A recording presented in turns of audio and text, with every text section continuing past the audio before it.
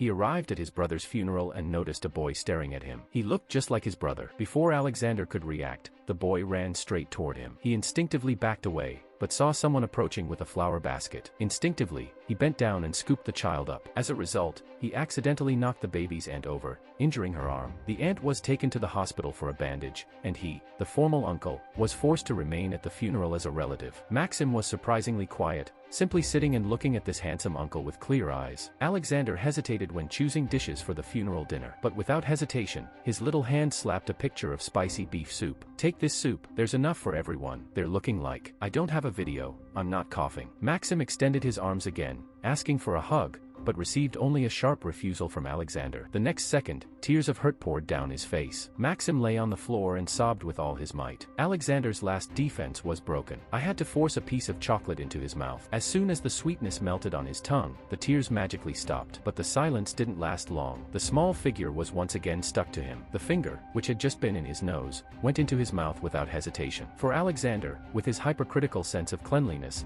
this was simply unforgivable. He kept saying, "Don't come near." But when the child lost his balance and almost fell, arms caught him. Maxim looked joyfully at his uncle, and the next second he began to vomit. Alexander was caught off guard. He was vomited all over. He locked himself in the restroom, washing his clothes, despair on his face, but turning around, he saw Maxim copying him. And then, finally, Ekaterina returned. She had a severely sprained wrist that required a splint for 2 weeks. Seeing her nephew sitting in the bucket, her heart sank. She wanted to pick him up, but the slightest effort caused a sharp pain. Now she couldn't even lift the child. Oh, just like that. Hey. The rest of the time passed in silent agreement. Together, they performed all the funeral rites. Maxim was surprisingly obedient. He sat quietly by the portraits, played with his aunt, and sneaked glances at the photos of his parents. As a little boy, he didn't understand why his mom and dad were in the photo. Why hadn't they come to hug him yet? After the funeral, they faced a very real problem. Maxim's parents had died in an accident. They, along with the child's aunt and uncle. If no one wanted to take care of the boy,